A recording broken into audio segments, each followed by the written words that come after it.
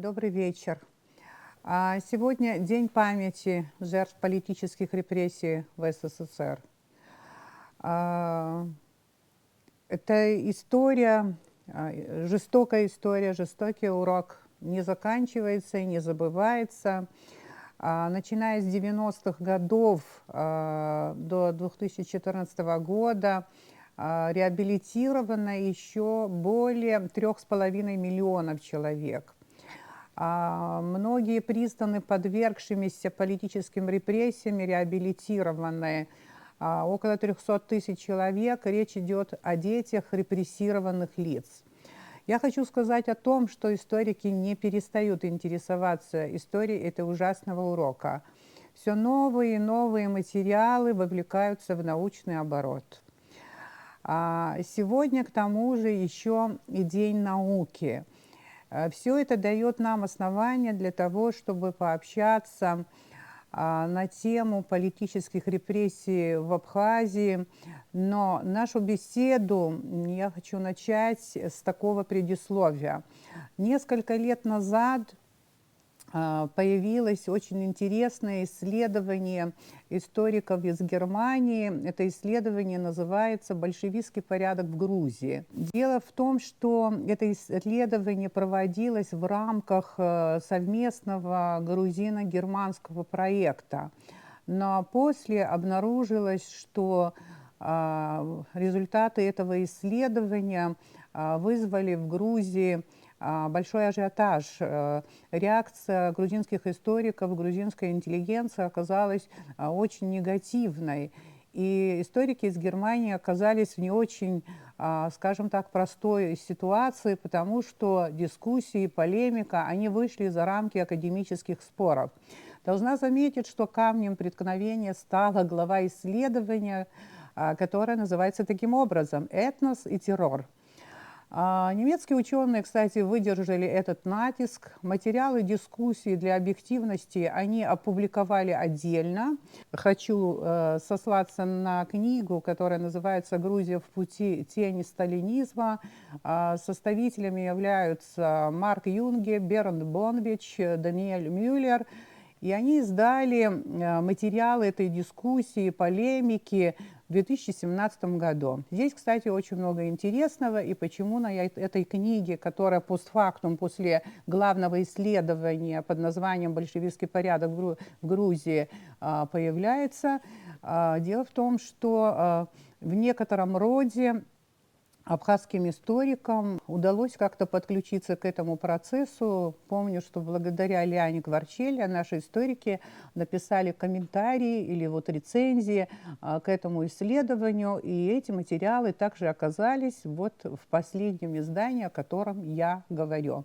И сегодня в беседе со мной участвует один из наших ученых, молодой, но очень зрелый исследователь Нури Багапш. Нури, добро пожаловать. Да, мы сегодня не можем пообщаться, скажем так, нормально, пожать друг другу руку, но, тем не менее, виртуально пообщаться и приобщиться к истории, к науке немножечко, наверное, сегодня у нас получится. По поводу самого исследования немецких авторов «Большевистский порядок в Грузии» и по поводу издания уже постфактум, кстати, в этой последней книге имеется, я не знаю, как это назвать, рецензии, отзывам, комментариями и так далее. С их точки зрения, по-моему, это как бы реплики, наши реплики абхазских историков. И несколько тезисов, которые прозвучали в этом исследовании, которые вызвали такой ажиотаж в Грузии, возможно, мы с тобой сейчас, может быть, не очень углубленно, но все-таки обсудим. Я хотела бы, чтобы ты обратил внимание на один из тезисов, который, кстати говоря, в аннотации ко второй книге говорится очень интересная вещь, следующая. Как в Грузии во время большого террора обращались с греками, немцами, абхазами, осетинами, лазами, армянами, изидами, турками, тюрками, русскими, евреями и так далее. Есть ли у республики свои скелеты в шкафу? Тезис звучит следующим образом. Грузинская репрессивная бюрократия в интересах гомогенизации грузинской нации уже больше не говорила о других этносах – абхазах, осетинах, венгрелах и так далее, и так далее. Ваше понимание этого тезиса. Что этим хотели сказать немецкие авторы? Здравствуйте, Ирина Шотовна. Здравствуйте, уважаемые зрители. Действительно, немецким авторам, коллективу немецких историков удалось, на мой взгляд, на основе обширного пласта источников установить степень адаптированности грузинского национально-государственного проекта к условиям советского государства сталинского периода. Этот проект, грузинский национально-государственный проект, он зародился еще в 19 столетии в Тифлисской губернии в среде представителей российской интеллигенции грузинского происхождения. В рамках Советского Союза, приспособившись к установившимся реалиям и приняв необходимые внешние атрибуты советского строя, данный проект, на мой взгляд, органично влился в систему сталинского периода, сумев использовать ее в своих интересах. Более того, грузинский национальный проект получил невиданные доселе возможности к самореализации именно в сталинский период, именно начиная с 30-х годов. При этом авторы исследования «Большевистский порядок в Грузии» справедливо отмечают, в целом политику республиканского центра можно трактовать как продолжение старой политики грузинских националистов и грузинской церкви. Говоря о старой политике грузинских националистов и грузинской церкви, авторы имеют в виду ту политику, которая начала разворачиваться в конце 19-го, начале 20 веков, еще в рамках Российской империи. Но уже тогда у грузинских элит вызрел умозрительный проект будущей Грузии, идеальной Грузии с их точки зрения. И в эту Грузию, помимо, собственно, грузинских территорий, картвельских территорий, уже тогда, в их понимании, в рамки этой Грузии входила и Абхазия. Таким образом, тезис авторов о том, что грузинские элиты советского периода, сталинского периода проводили политику гомогенизации республики, на мой взгляд, является абсолютно верным и подтвержденным. Нури, давайте мы все-таки поясним. Терминология, насколько я понимаю, это вот авторов этого исследования, гомогенизация, да, в отношении этого процесса. Если перевести на обычный простой язык, чтобы всем, в общем-то, было понятно, что это значит, гомогенизация. Создание монолитной нации, создание монолитного государственного образования, монолитного как этнически, так и политически. То есть в рамках Грузинской Советской Социалистической Республики грузинские советские тогда элиты пытались выстроить протогосударство, единое в этническом, политическом и культурном отношениях. Вот так я понимаю этот термин. Грузинские власти, говорится в другом тезисе, действовали с опорой на политику центра. Ваше понимание, потому что этот тезис также вызвал неодобрительное отношение со стороны грузинских историков. Действительно, если посмотреть на все основные выводы главы «Этнос и террор», то они, в принципе, большинство из них коррелируют с выводами наших ученых, сделанными еще несколько десятилетий назад. Вспомним коллективный сборник «Абхазия. Документы свидетельствуют» Бачгура Сагария, Тимура Алиевича Ачугба и Валико Меджидовича Пачуля. Уже там мы видим множество архивных документов, явно свидетельствующих о проведении политики ассимиляции абхазского этноса и политики по включению Абхазии в грузинское политическое и этнокультурное пространство, проводившееся с использованием различных методов. Одним из этих методов, органично влившимся в общесоветскую политику по проведению массовых репрессий, как раз-таки явилась сверхрепрессий в отношении представителей нашего народа. Сверхрепрессий. Причем авторы говорят о том, что в Абхазии репрессиям в наибольшей степени подверглось крестьянство, в отличие от других этносов республики.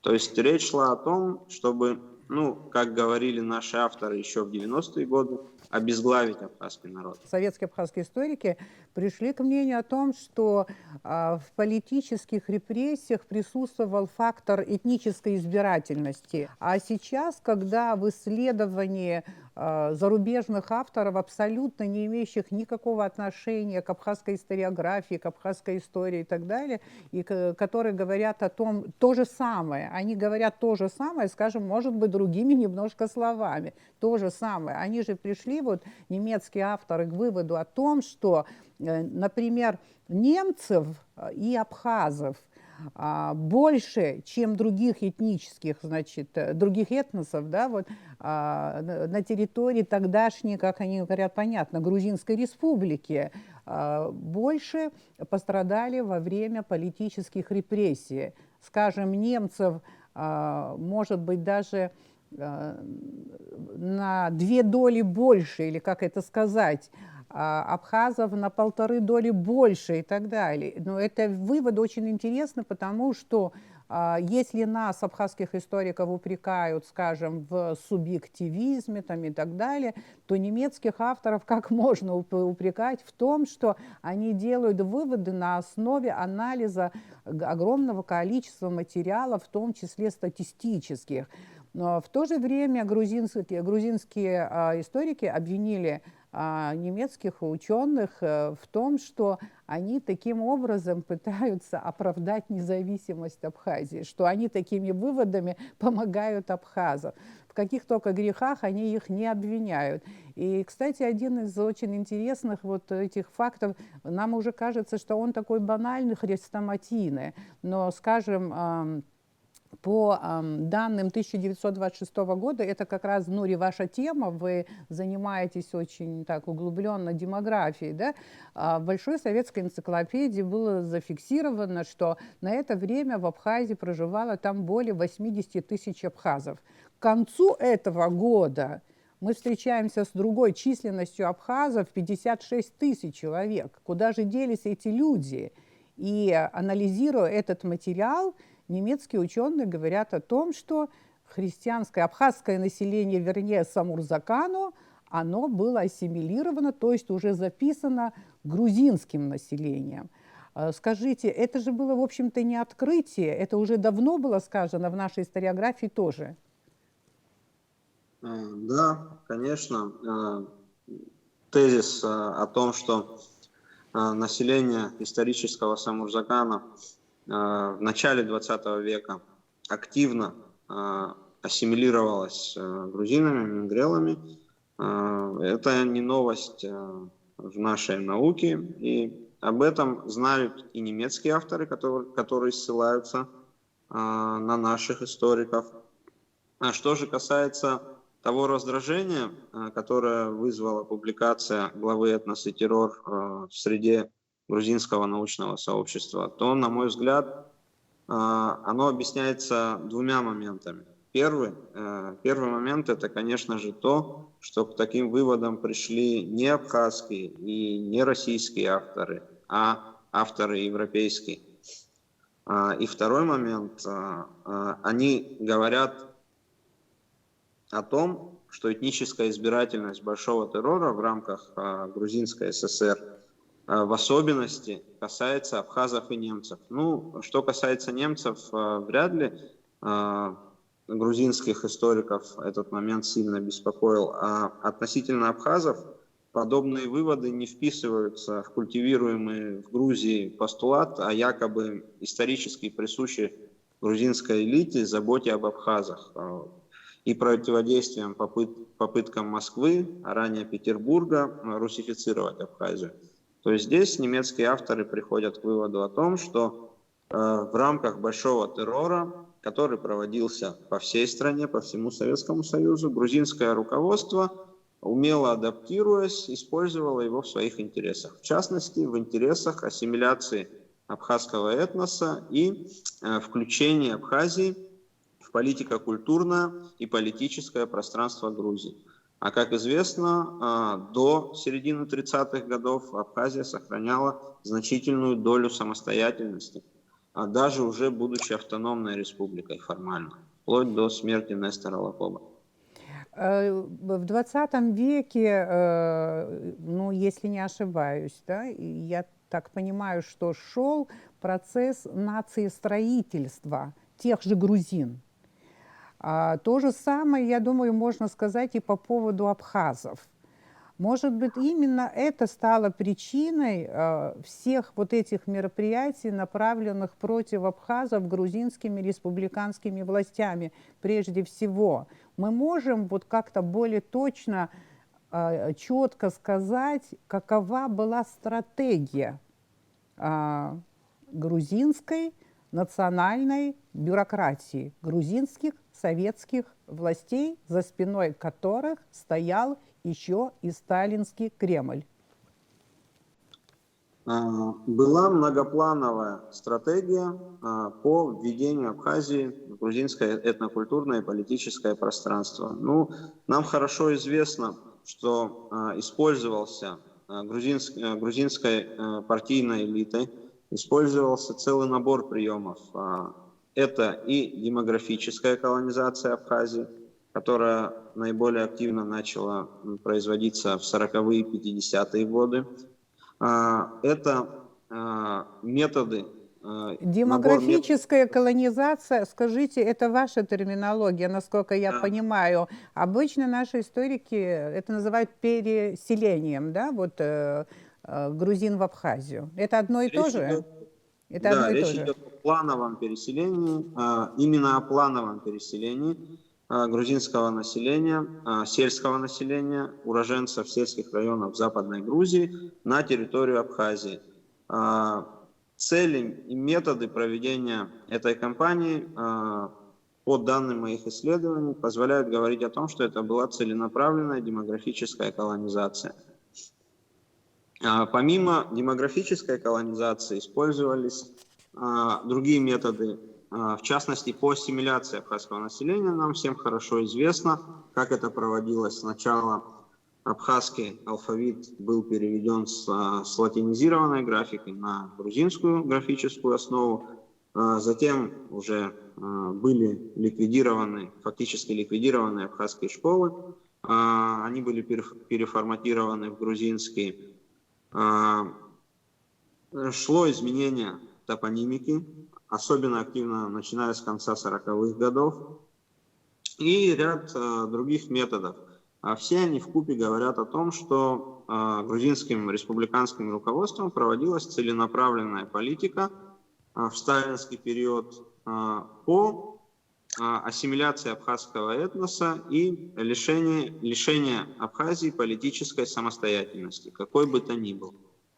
Как политические репрессии, которые проводились по всему Советскому Союзу, вписались в стратегию Грузинской республики в тот период в отношении, прежде всего, Абхазии?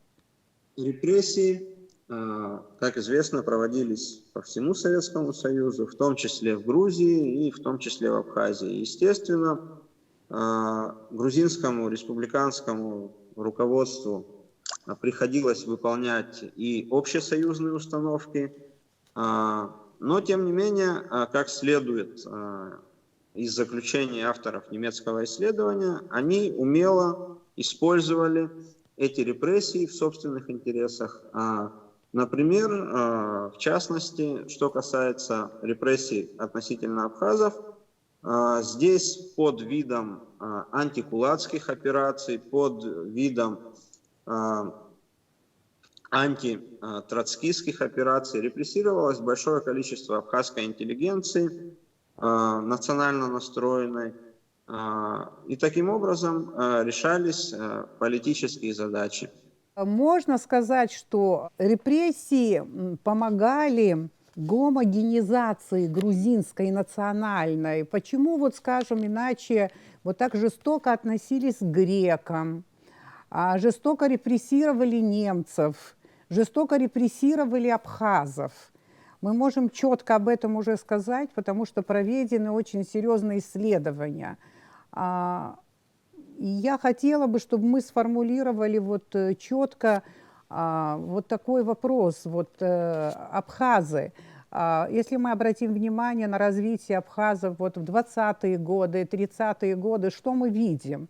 Значит, развивается абхазская литература, в целом культура, образование, абхазские школы, сформировалась своя политическая элита. То есть идет процесс нациеформирования, нациестроительства. И это параллельно с грузинским нациестроительством. И поэтому вот я согласилась с тем, что пишут по этому поводу немецкие ученые, что грузинской бюрократии национальной нужно было замедлить процесс формирования абхазской нации. Хотя там даже не замедлить, можно было бы сказать жестче, если мы будем перечислять мероприятия продуманные, которые проводились в этот период, значит, против абхазов, против Абхазии и так далее. Но в целом они правильно определили стратегию, которая стояла перед грузинской национальной бюрократией. Да, действительно, немецкие авторы приходят к очень интересным выводам относительно избирательности в репрессировании греческого населения Грузинской ССР. В частности, они говорят о том, что греческое население, проживавшее за пределами Абхазии, репрессировалось гораздо менее активно. В то же время активные репрессии в отношении греков Абхазии свидетельствуют о том, что греческое население, как говорят авторы, воспринималось грузинским руководством как помеха в деле грузинизации Абхазии. И действительно, это похоже на правду. Греки составляли довольно значительный процент населения Абхазии, и в период Нестора Лакоба греческое население активно вовлекалось в управление республикой. И большая часть греческих кадров, управленческих, она была, в принципе, на стороне абхазского проекта. Если мы говорим о дихотомии грузинского и абхазского проекта в 20-30-е годы, то большая часть греческого населения Абхазии, то есть его элита, она была в целом сторонниками абхазского государственного проекта. Да, в рамках значит, Советского получается, что греки не, скажем так, не включались в планы гомогенизации грузинской. И поэтому они были препятствием, скажем, грузинского нациестроительства, так их воспринимали. Немцы, как интеллектуальная часть населения Грузии, пусть она и небольшая, они тоже их ассимилировать, включить в грузинский этнос, грузинскую нацию тоже было трудно. Но я думаю, что очень серьезные аргументы были найдены исследователями, которые, значит, издали это очень важное исследование, о котором мы с вами говорим. Теперь вот если говорить об одном очень важном мероприятии антиабхазском, которое начало проводиться с 30-х годов. Это прежде всего перевод абхазского алфавита, скажем так, латинского абхазского алфавита на грузинский алфавит.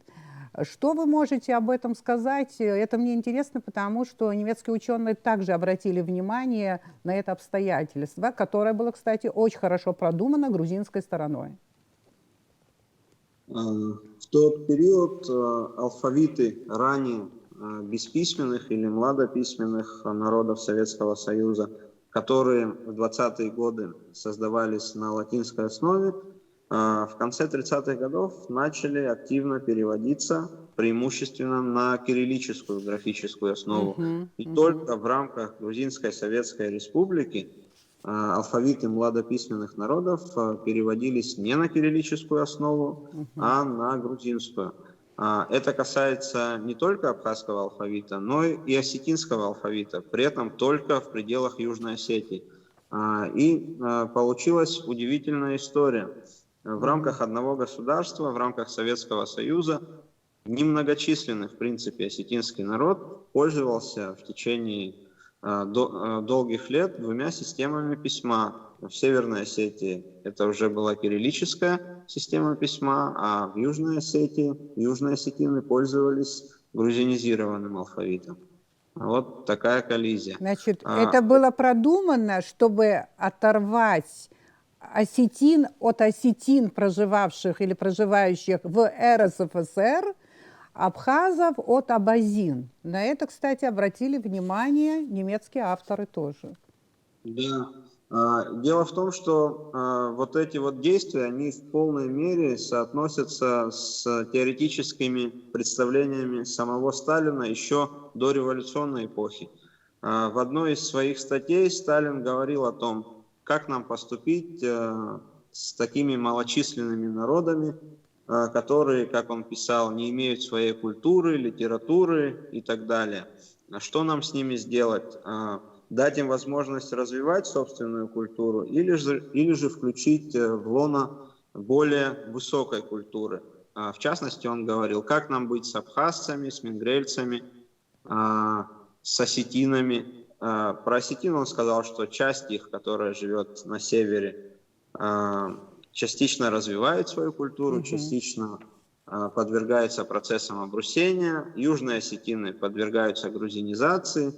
Значит, речь там в этой статье еще шла о нескольких народах Кавказа. И он приходил к выводу о том, что их необходимо включать в лоно более высокой культуры, то есть создавать более крупные нации в пределах отдельных советских республик и автономных республик. В частности, по этой схеме проходило нациестроительство в Дагестане, где ряд мелких, малочисленных народов включался в состав более крупных этнических общностей. То же самое происходило в Азербайджане, и подобная политика проводилась в Грузии. И она полностью отвечала интересам как грузинской национальной элиты, так и представлениям Сталина по национальному вопросу в целом.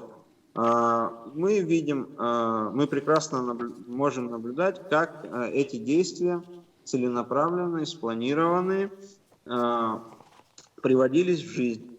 В частности, перевод алфавитов на грузинскую графическую основу был одним из звеньев в цепи гомогенизации Грузинской республики. А в чем, на мой взгляд, каким образом могла производиться эта гомогенизация, если мы говорим о создании грузинской нации?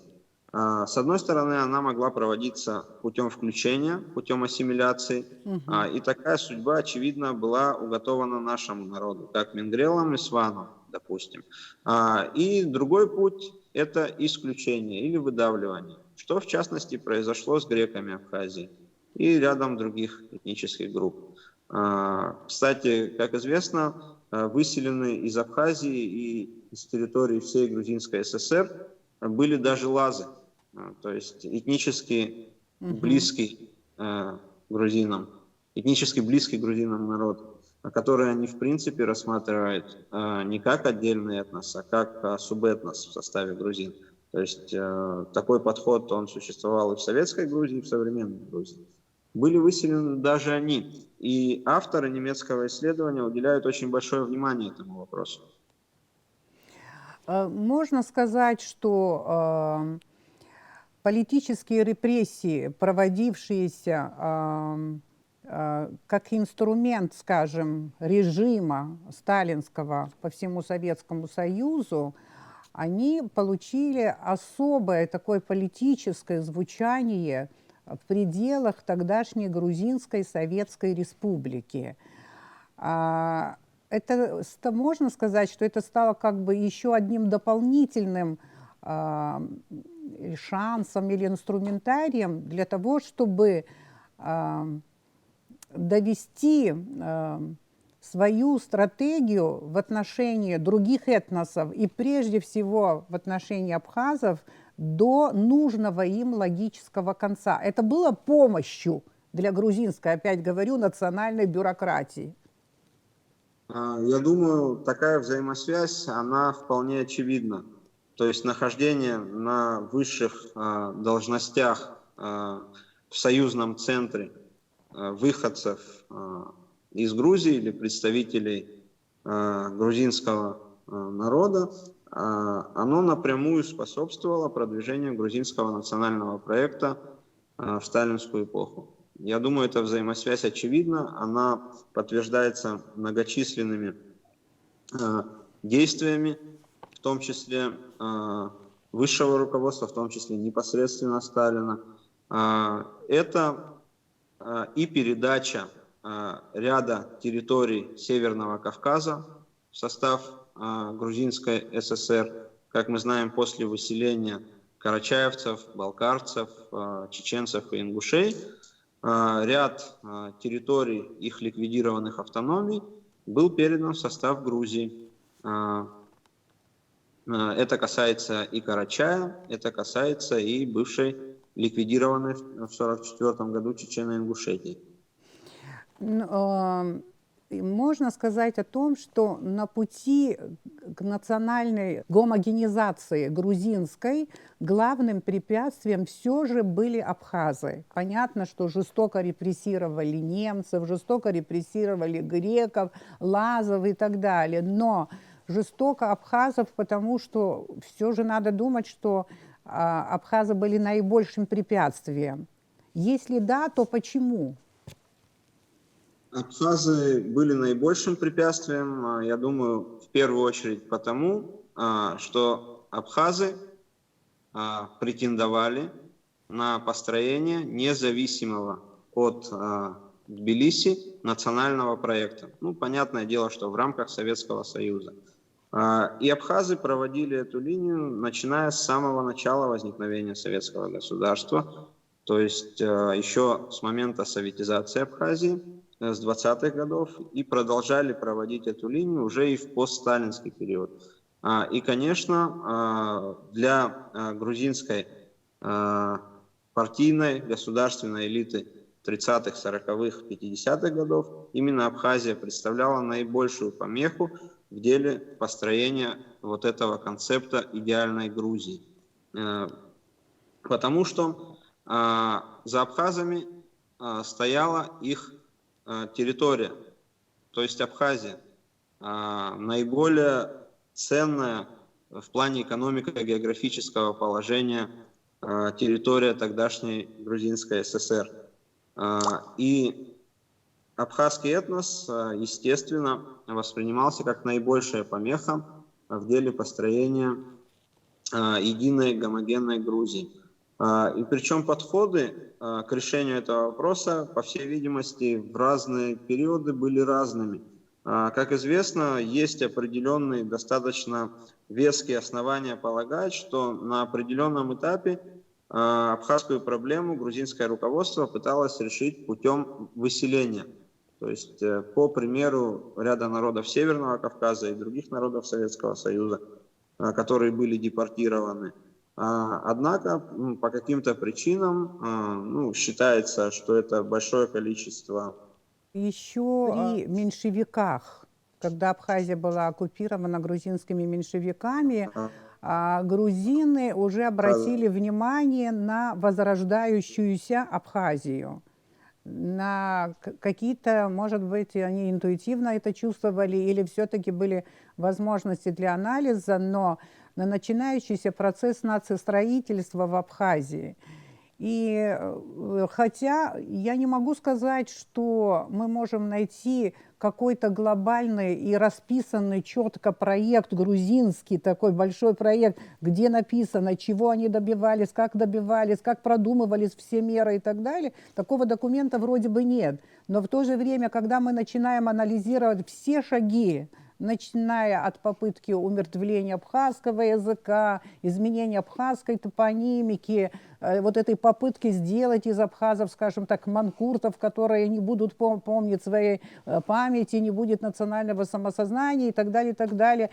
Теория Ингороква или же сама вот теория кавказской берийской языковой семьи и прочее, прочее, все вместе можно свести в один очень большой проект. Вот интересно, в какой среде вот такой проект мог родиться? Я думаю, что изначально этот проект зародился в среде грузинской интеллигенции еще в XIX веке. И подтверждением этому служат непосредственно сами публикации грузинских авторов, которые в тот период, в принципе, и не скрывали своей стратегии.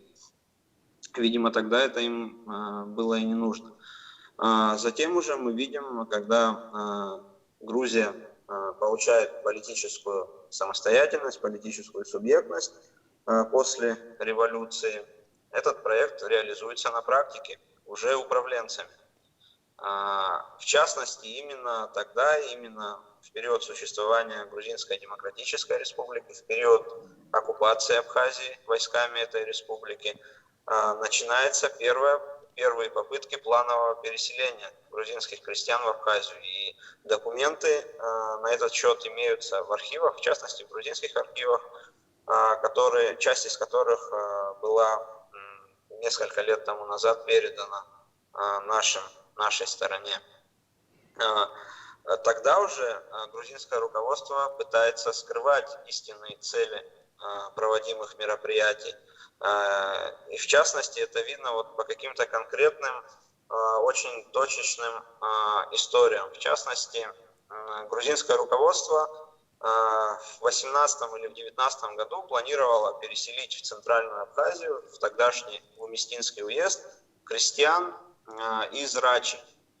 В то же время на запросы крестьян Гудаутского участка о переселении в Центральную Абхазию в управлении по переселению не отвечали. И когда руководство АНС проводило ревизию, по этому вопросу, пытаясь установить истинные причины отказа в переселении абхазским крестьянам и в переселении грузинских крестьян на это место, то руководители переселенческого отдела пытались уходить от ответов. Это как раз говорит о том, что в тот период уже приходилось скрывать свои истинные цели. Затем мы видим, что на протяжении всего советского периода, начиная с 20-х годов, грузинское руководство активно проводит в жизнь вот этот стройный, многоаспектный проект по оккультурации Абхазии. Очень сложно сказать, был ли единый центр принятия решений, была ли какая-то единая, согласованная, четкая схема, или же все это сводилось к серии более-менее независимых друг от друга, акций. Но, судя по всему, как мне кажется, существовала какая-то единая концепция, в рамках которой проводились все эти мероприятия, начиная от демографической колонизации и заканчивая переводом абхазских школ на грузинский язык обучения. Как бы вы определили уровень нашей абхазской, я имею в виду, историографии по вопросу политических репрессий? Много уже сделано, но есть куда развиваться? Действительно, сделано достаточно много, и на эти работы, на работы наших авторов активно ссылаются, в том числе и немецкие исследователи. И развиваться, конечно же, есть куда. Наша основная проблема – это доступ к первоисточникам. Вряд ли грузинская сторона будет предоставлять нашим исследователям доступ к архивам, содержащим подобную информацию, которая может быть истолкована в невыгодном для Грузии ключе. Тем более, что подобным выводам пришли даже не наши ученые, а немецкие. уже пришли к подобным Да. выводам. Мне лично очень приятно, что появилось такое новейшее, очень фундаментальное исследование по проблематике политических репрессий. Тем более, что на многие-многие вопросы, о которых мы давно писали, говорили наши историки, мы получили очень аргументированные ответы. Даже обращу внимание на одну деталь. Когда абхазские историки начинали писать, утверждать, обосновывать такой вопрос, как, скажем, более жестокое отношение в период репрессий именно к абхазам, что абхазы пострадали больше, чем другие этносы и так далее.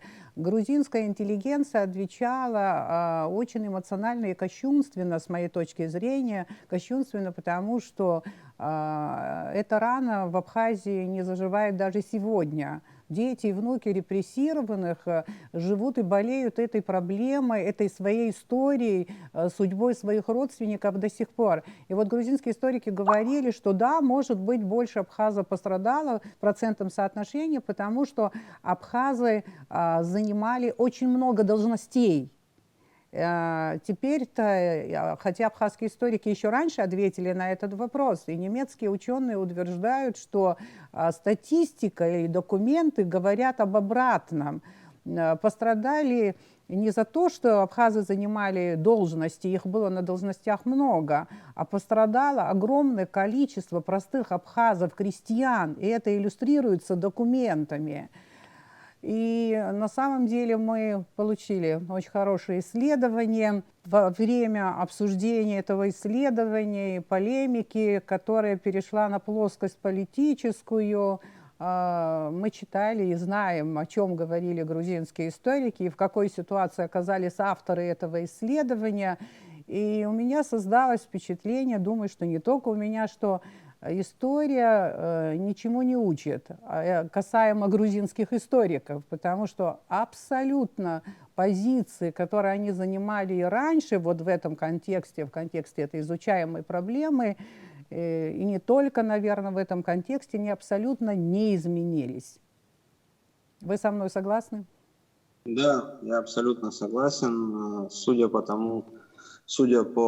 комментариям грузинских авторов, в этом плане вряд ли что-то изменилось, и будем надеяться, что что-то изменится в будущем.